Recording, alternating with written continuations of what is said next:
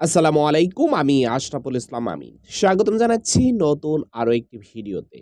আওয়ামী লীগ সরকার পতনের পরপরই যখন অন্তর্বর্তীকালীন সরকার ক্ষমতায় বসেছে, তারপর থেকেই বাংলাদেশে যে রাজনৈতিক দলগুলা রয়েছে, সকলের মনের একটা ইচ্ছা যে নির্বাচন কখন হবে? নির্বাচনের রোড ম্যাপ কখন দেবে? সংস্কার কাজ আগে না নির্বাচন আগে? সম্মানিত দর্শক ভাইরা, গতকালকে সকল দলগুলার সাথে বৈঠকের পরে ডক্টর ইউনূস সাহেবের একটা মতামত ইতিমধ্যে ব্যক্ত করা হয়েছে। তবে তার মধ্যে একটা বিষয় উঠে আসছে যে বিএনপি চাচ্ছে নির্বাচনের রোডম্যাপ এবং জামায়াত চাচ্ছে সংস্কার কাজ। আসুন দেখি গণমাধ্যমগুলা কি বলতেছে, আমরা একটু বিস্তারিত জানার চেষ্টা করতেছি। প্রধান উপদেষ্টা ডক্টর মোহাম্মদ ইউনূসের সঙ্গে আনুষ্ঠানিক সংলাপের পরে বিএনপি আগামী নির্বাচনের রোডম্যাপ দাবি করলেও জামায়াত গুরুত্ব দিচ্ছে সংস্কার কাজের জন্য।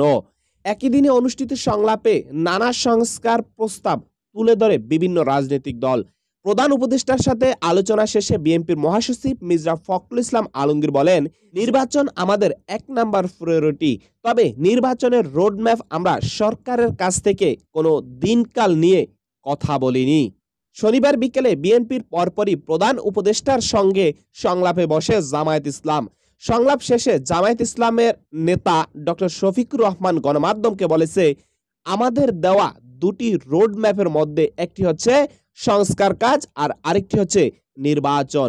সংস্কার কাজ সফল হলেই নির্বাচনও সফল হবে। গত 11 সেপ্টেম্বর জাতির উদ্দেশ্যে দেওয়া ভাষণে অন্তর্বর্তীকালীন সরকারের প্রধান উপদেষ্টা ডক্টর মোহাম্মদ ইউনূস রাষ্ট্র সংস্কারের জন্য 6টি সংস্কার কমিশন ঘোষণা দেন। মূলত এই সংস্কার কমিশনগুলা দলগুলাকে কিভাবে সহযোগিতা করতে পারে সেই বিষয়ে মতামত চায় এই সংলাপে। একই সাথে দেশের বর্তমান পরিস্থিতি নিয়ে দলগুলোর কাছ থেকে মতামত নেওয়া হয়।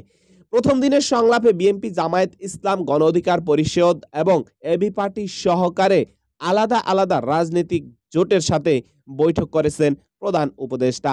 এই বৈঠকে মতামত নিয়ে সংস্কার কমিশন কাজ শুরু করবে বলে জানিয়েছেন প্রধান উপদেষ্টার দপ্তর থেকে।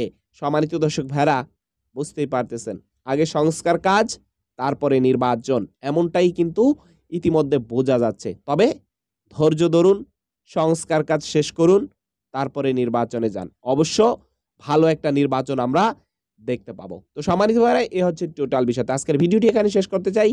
দেখা হবে নতুন অন্য কোনো ভিডিওতে। সবাই ভালো থাকবেন। আসসালামু আলাইকুম ওয়া রাহমাতুল্লাহি ওয়া বারাকাতুহু।